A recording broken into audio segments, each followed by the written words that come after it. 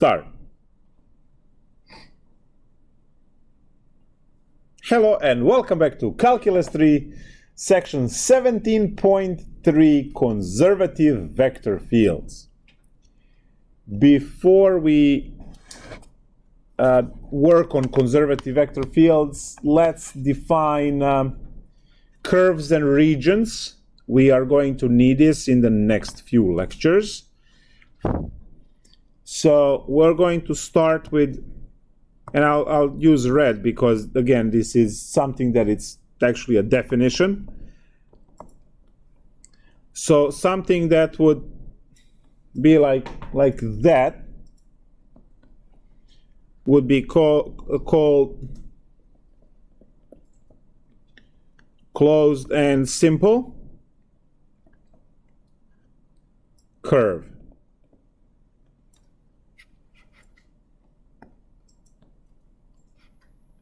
And this one is not closed, but simple. And this one is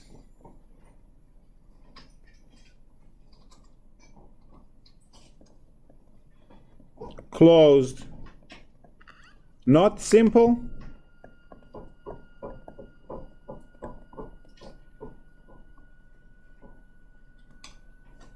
and this one is not closed and not simple.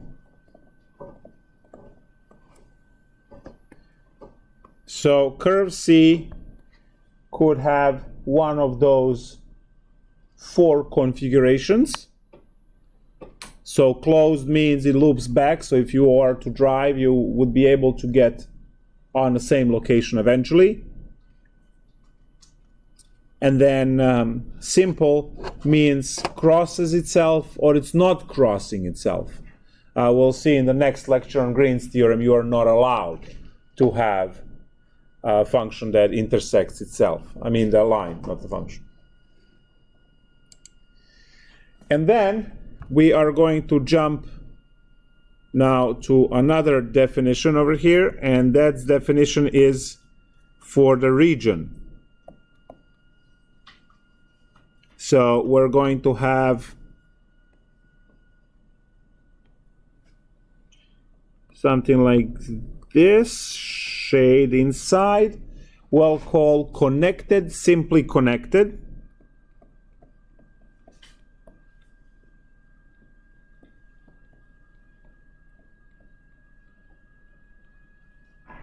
Region. You can call it region R.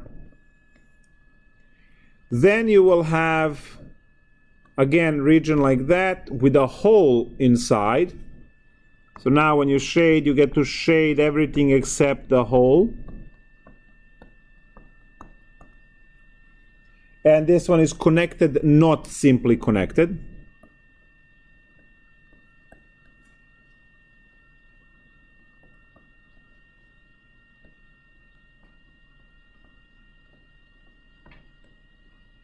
Then we're going to have two islands.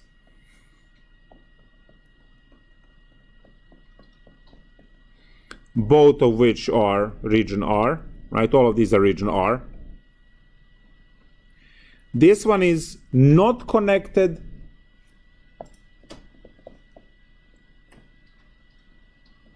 but simply connected.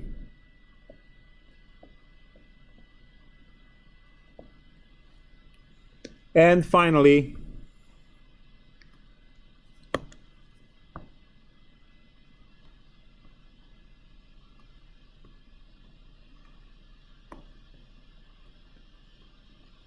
one of these will have a hole. You can have hole in both. Not connected, not simply connected.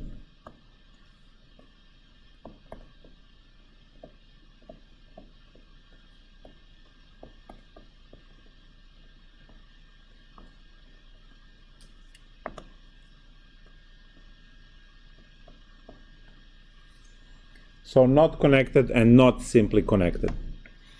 So what does it mean to be connected? It means to have one region rather than two or more. Connected means that every point inside the region can you can actually walk from one point to another point. Now, the simply connected means no holes inside the region. And if you do have a hole, you have to walk around the hole. So that's not simple, right? It's longer to walk around. So these are just definitions for curves in space and regions in space. Now we are going to move to conservative vector fields.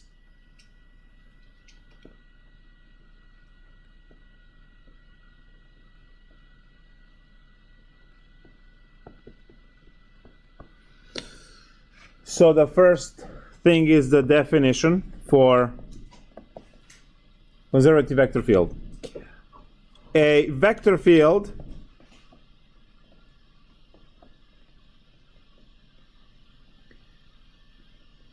F with the arrow is said to be conservative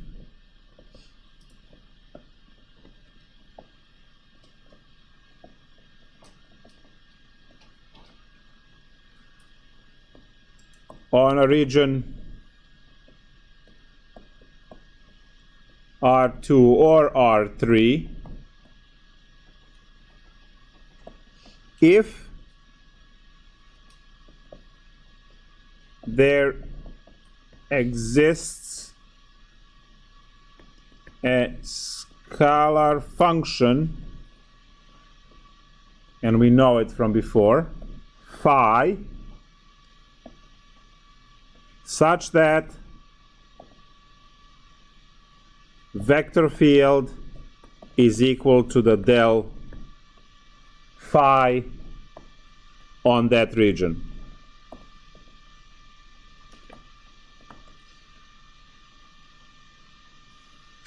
Now, we did this experiment before. I can come up with some scalar function here, phi of, let's say, xy, to be x squared y minus sine y. So the vector field F in this case would be del phi, which is given by vector of partial derivatives in respect to x. That would be 2x y, and then in respect to y, which would be x squared minus cosine y. So this produces a vector field. We know that the vector field is function comma function, right? And it's a vector, so you put in a spiky brackets, and we have our conservative vector. So this field would be conservative vector field because it is generated by this scalar function. Now, scalar functions are what we are after in sciences and so on, so we can explain phenomena. And as I said, most of the time in sciences, right, you can measure the field, and then you can figure out the phi if that phi exists. Now, we need to learn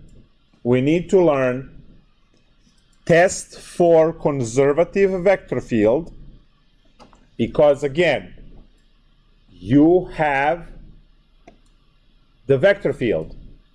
You measure the vector field, you measure gravitational field, you measure the electric field, you measure the magnetic field, you measure the hurricane and ocean currents. You put little things in the water, right, that have sensors, and they tell you how fast they're moving and which direction they're moving. So you have the vector field. And then because you have the vector field, now we are going to learn the test for conservative vector fields. If the equations that you get, the vector field you get, pass the conservative vector field test, then you would unleash the procedure we are going to learn now to find the function phi, which generates that vector field. But before we do all of that stuff, first we have to have this theorem, which is the test for conservative vector field. And it goes like this. Let vector field be good FGH, right, if it's a 3D, on a connected and simply connected region, on a connected and simply connected region.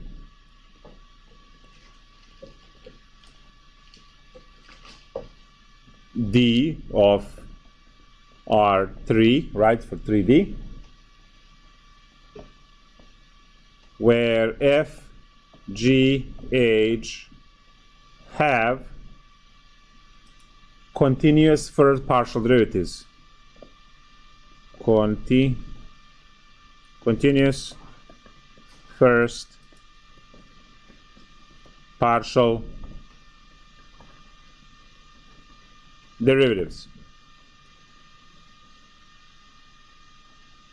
Then F is conservative if, and I'll put here in blue, all must hold with 3 exclamation points. There we go. So if, and here are the formulas. You have partial F, partial Y, partial G, partial X. Partial F, partial Z needs to be the same as partial H, partial X. And finally, partial G, partial Z needs to be the same as partial H, partial Y. Now, if you have R2, so this is the R2 test, and the entire thing is R3 test.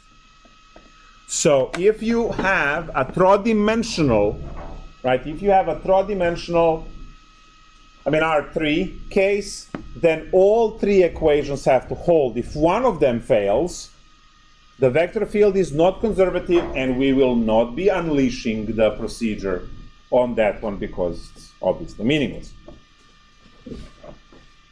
So all you need to do is to take all of these partial derivatives. Now look at the partial derivatives, please. Look at the partial derivatives. Do you see that all of the dimensions are matched and just crossed? Right? Partial F and partial X in a diagonal, and partial Y, partial G, right? So if you think about F, G, H, X, Y, Z, you see that you just pair them in a cross.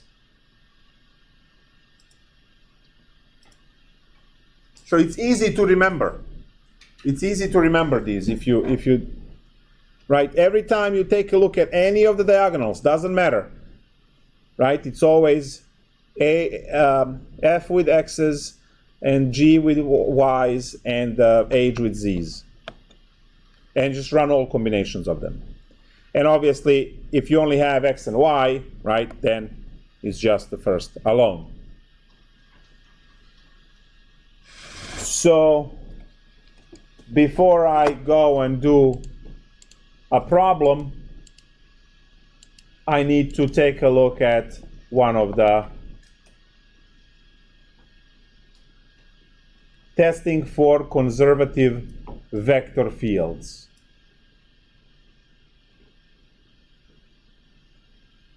So question number 10 gives you that the vector field is given as just X and a Y. Now, if you pay attention so far in chapter 17, you would know this is a radial field. So is it conservative? Well, what do you have?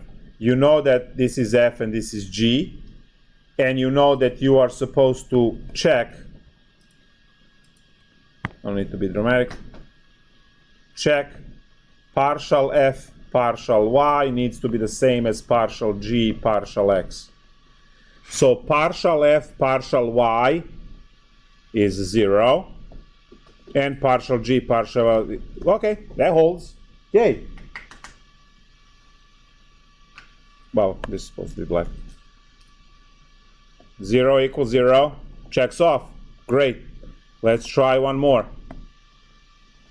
How about problem 14, where your function of vector field f is given as 2x cubed plus xy squared, comma 2y cubed minus x squared y.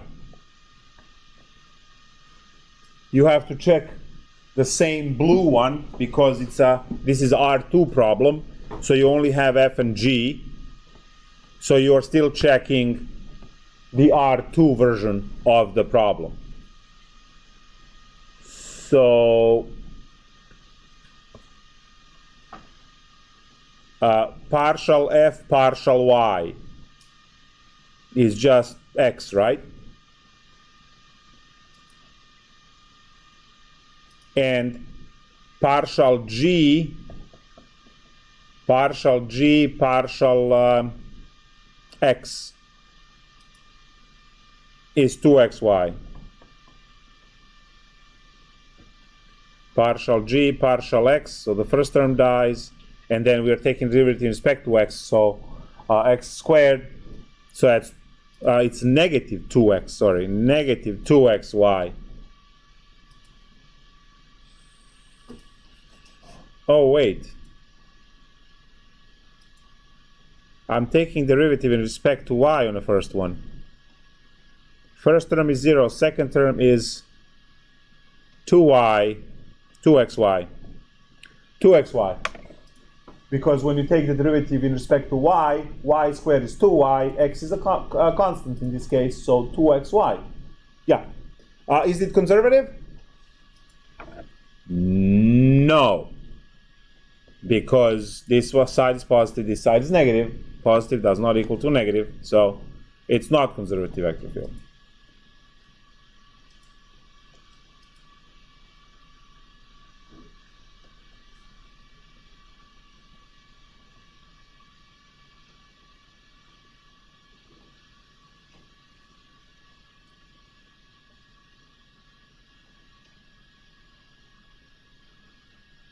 Problem 24.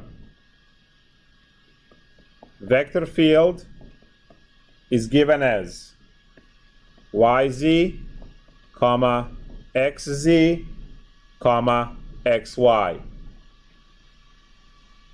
Now you are in R3, you have to check all three of those formulas.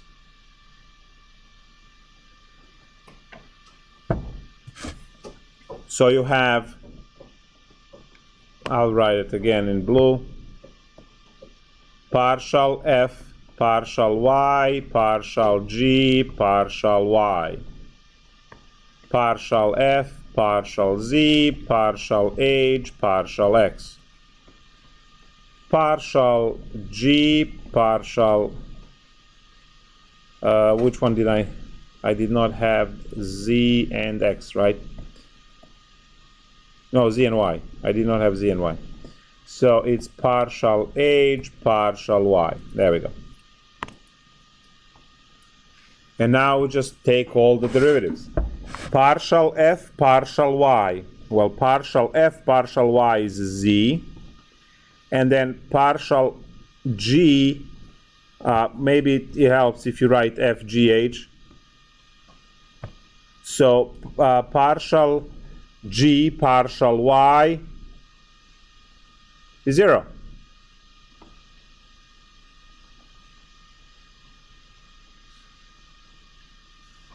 Y, z. So partial f, partial y. Good. Yeah, it's partial g, partial y. Oh, partial g, partial x. Ah. Yes, partial g, partial x. Okay. Partial g, partial x is z. Okay, there we go. And then partial f, partial z, that's y. Partial h, partial x is y. Good. Partial g, partial z is x. And partial h, partial y is x. Yay!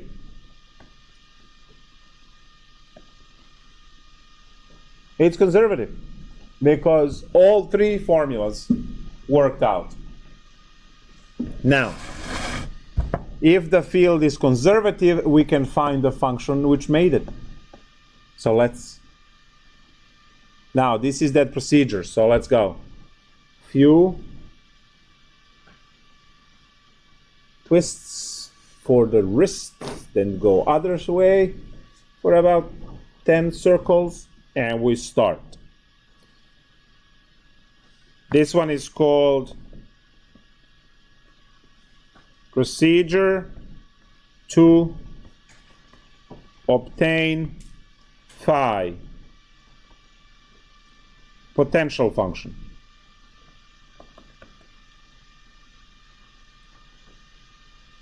All right, so the first order of business for us to understand is that del phi is equal to partial phi of x, partial of y, and partial of z.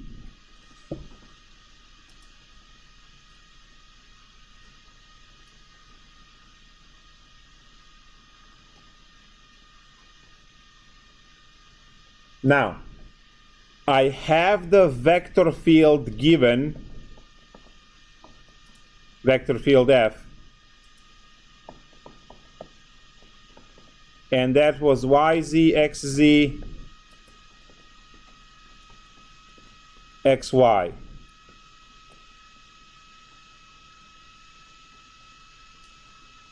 We also established earlier that for conservative vector fields, del phi is equal to, right, that's how you generate the vector field, which means that these two, or any other pair, I don't care which one you pick, generally we pick the first one, but you can pick any pair, it doesn't matter. That means those are the same, from where I can come up with a function that partial derivative in respect to x of phi is yz.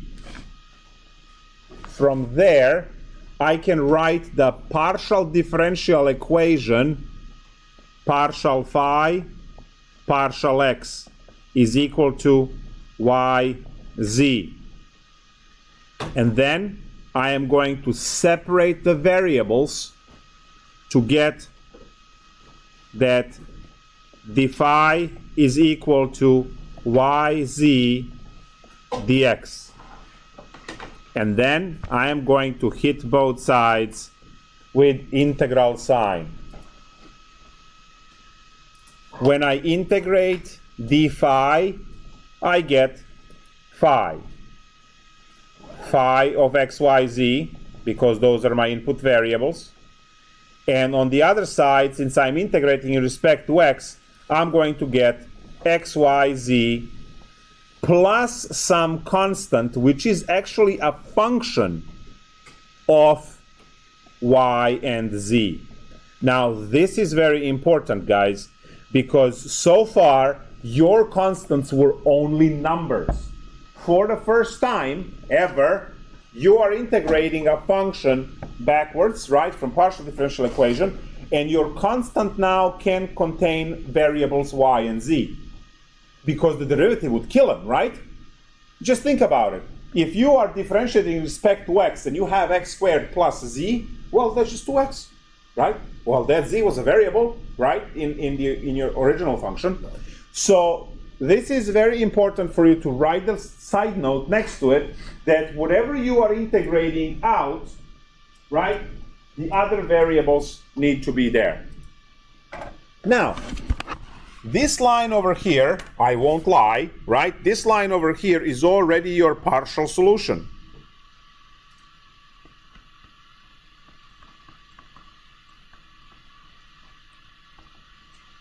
But we can do better. we can actually figure out this c. So we're going to keep going. Please note, guys, that you already have the solution. What is the partial of x, y, z in respect to x? Y, z. Is that the y, z? Yeah. What's the partial in respect to y? X, z. Oh, nice. Right? And what is, so we already have the solution. But maybe, right, it's not always going to be this easy. This is the cheapest problem you can get, all right? So, sure, we need to learn the procedure for the rest. You already did the separation of variables, and we got the solution. Now we want to calculate this c. So how do we get that? Well, your function phi over here is going to be differentiated partially now in respect to y. So I'm going to get phi y, and I'm going to get xz plus, now I am differentiating unknown function here in respect to y. So what am I going to get? I'm going to get some dc dy, whatever it is, right? And now I am going to set this equal to xz, which was phi y, but that phi y is coming from here.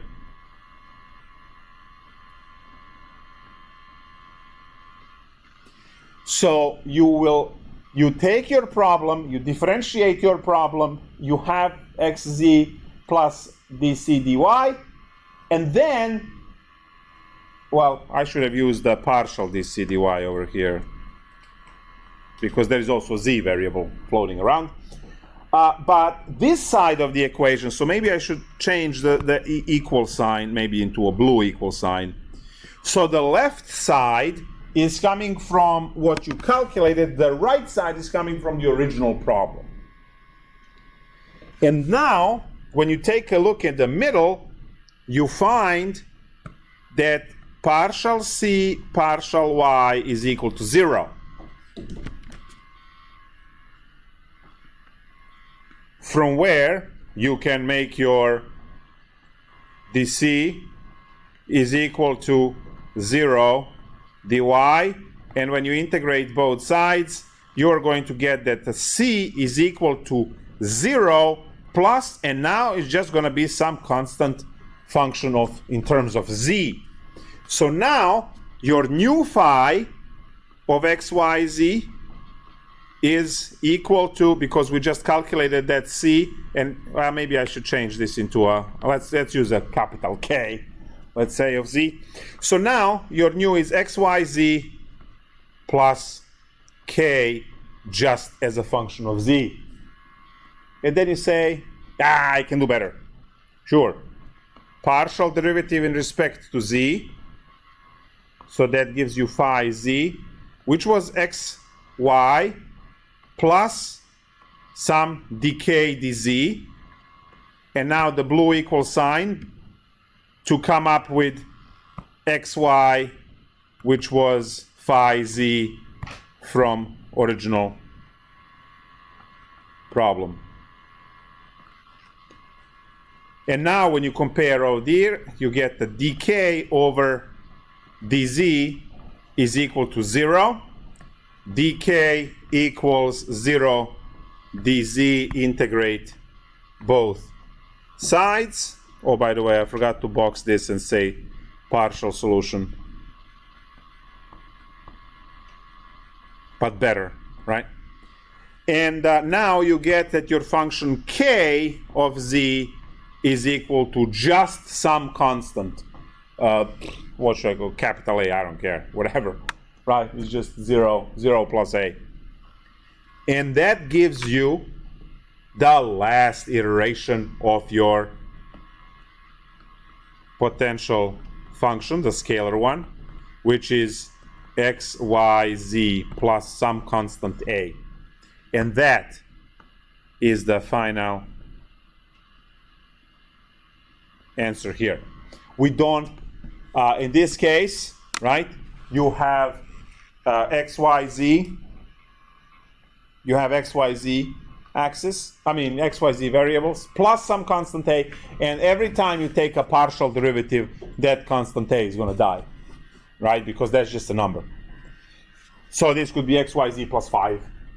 If you get a point in space, you can actually compute also what that a is, but who cares? Let's calculate another one, because we can.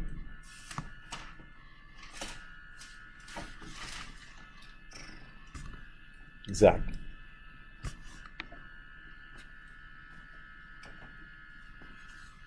Now, if the field is not conservative, we don't get to do any of this stuff. You check if it's conservative, and then you have go ahead.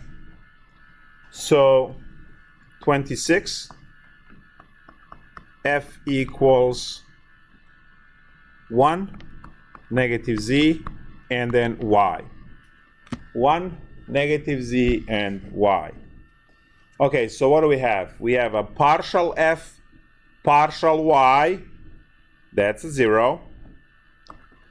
Partial g, partial x, that's a 0. I should write them down. Partial f, partial y, partial g, partial x, and we said 0 equals 0, that one checked out. Partial f, partial z, partial h, partial x, and then partial g, partial z, partial h, partial y. So partial f, partial z is 0. Partial h, partial x is 0. Yay. Partial g, partial z, that's negative 1. And then partial h, partial y is positive 1. Nope. Was that really a negative z there? Yep. So it's not conservative. Not conservative, we don't get to do the problem.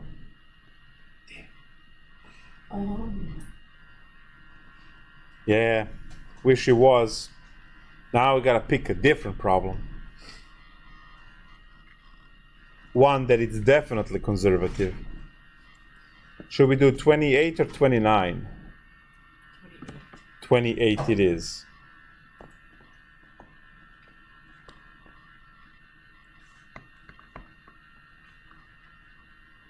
Vector field for 28 is given as x, y, z, and then denominator is x squared plus y squared plus z squared.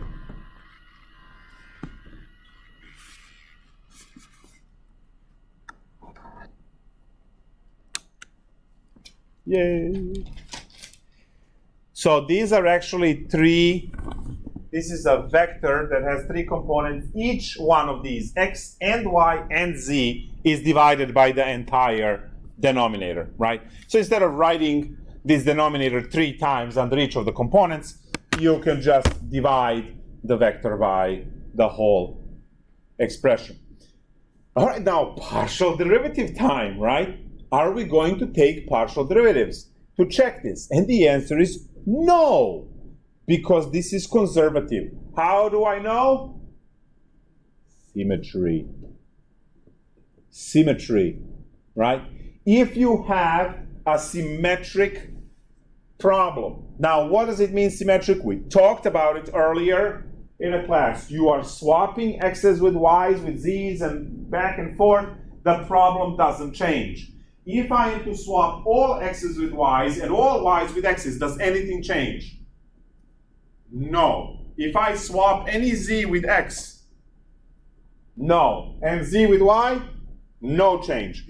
So since there is no change in equation, if I swap any of these, the problem is symmetric, and immediately it's conservative, right? Vector field. So if you have this high symmetry like this, right, sometimes it's hard to see it, right? Previous problem that was not conservative vector field, that 1 minus messed it up. Now that was not symmetric, But, right, it was close. So this is symmetric, therefore conservative, so we're happy. So now our job is to work this out. So I have that my phi x, partial derivative of phi in respect to x, is equal to x divided by x squared plus y squared plus z squared. So that's my, right. So from here, I can write that partial phi is equal to, leave some space for integral, x over x squared plus y squared plus z squared, and then the dx. And we are going to hit both sides with the integral sign. Now on the left-hand side, we will have our phi x, y, z, which is actually what we're looking for, right? When you integrate d phi, you're just going to get phi, and that's what we're looking for function phi. Now we have to integrate the right-hand side. Now that will be integrated by u sub. U is equal to x squared plus y squared plus z squared. Then the du is equal to 2x dx. I need a 2, so I'll put in 2 and a 1/2 to make everyone happy. So I have 1/2 integral of du over u, which is 1/2 ln of absolute u, which is x squared plus y squared plus z squared. Guys, I do still have that plus c. So phi of x, y, z, that partial solution, is 1/2 ln of absolute x squared plus y squared plus z squared plus a constant in respect to y and z. This is partial solution, and if you are to take any partial derivative or all three partial derivatives of this, you will get the answer up there. Are we done? Are we happy? No, because we want to take care of this CYZ. Now, guys, in some problems, that CYZ is going to contribute the part of the function. It's not always going to be 0 like in the previous, and then it ends up being just a number, right? It at least has to be a number, but in some cases, it's going to produce extra terms. So now, from here, we are going to find partial y. When you are integrating ln, the 1/2 and the 2y, so it's just going to be y divided by x squared plus y squared plus z squared. The 2y that was on top, 2 canceled with a half. And then plus, I am going to have my partial c, partial y. Remember, it's a blue equal sign because what's on the right-hand side comes from the original problem, which is partial of phi, which is y over x squared plus y squared plus z squared, and that's phi y from up there, from way up there. So now when you focus on this, partial c partial y is equal to a 0, from where we get that c of x y, c of y z is actually just equal to some constant as a function of z only. Now that further helps our function phi, which in this case is going to be 1/2 ln x squared plus y squared plus z squared plus k of z. Again, this is a partial solution, and we can do better if we find partial derivative, which is phi z this time. It's going to be z over x squared plus y squared plus z squared plus some decay dz, which would be equal to blue equal sign. The rest of this is from the original problem. So x squared plus y squared plus z squared, which is phi z from all the way up there. And when you equal these things, again, dk dz is going to be equal to 0, from where dk equals 0 dz, and from there k of z is equal to, again, some constant a. So this problem worked out to be exactly the same as the previous one, where phi, x, y, z, and this extra stuff that we are doing just contributes the constant. So we have 1/2 ln absolute value of x squared plus y squared plus z squared plus constant a, and that would be the potential function which generates the field above.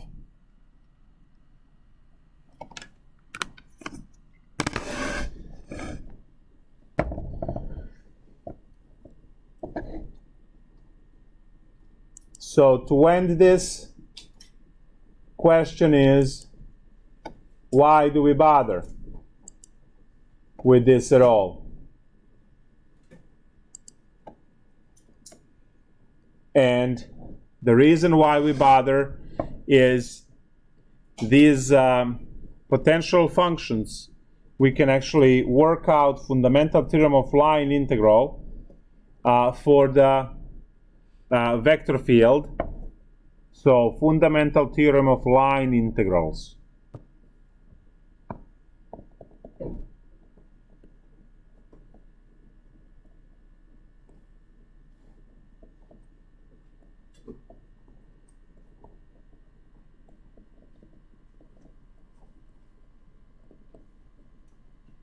Fundamental theorem for line integrals. And that one states that if you have the integral f dot t, right, ds, that was the, we can do the line integral on the curve C, which was f dr. We covered that last week. And that is equal to phi at b minus phi at a. This is your f of b minus f of a from Calc 1. So here's your fundamental theorem of line integrals. Now, guys, both of these points A and B are actually points like 2, 3, and 7, negative 5, right? So those are the points on the line. Say again what B and A are. So point A has some coordinates x1, y1. It's a point in space. And point B has x2, y2. Or if you have a z, it will also have z1 and z2 for the second one. So, because remember, your phi is going to be a function of xy or xy and z. So if you are computing the point, you better have all three of those to plug in, right?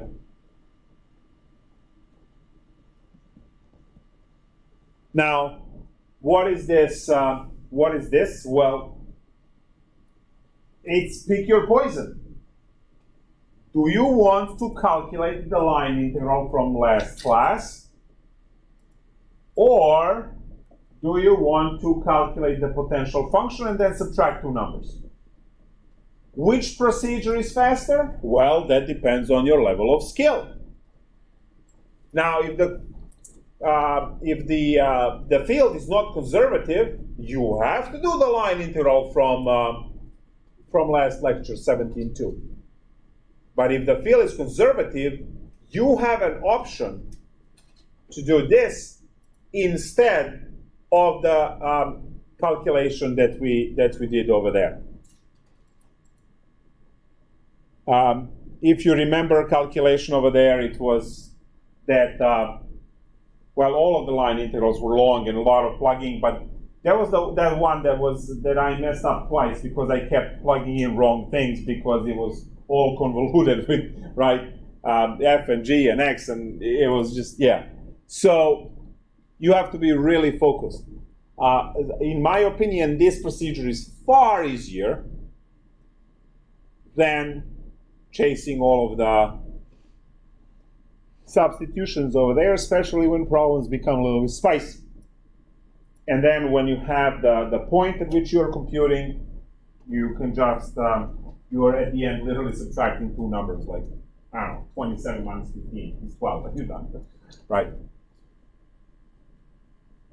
So fundamental theorem for line integrals is going to replace your line integral calculation from 17.2 with this procedure, but only under condition that the vector field in your line integral is conservative. If it's not conservative, this whole procedure to find potential function fails. If you don't have potential function, well, you can't compute this stuff because that's potential function, right? Common sense.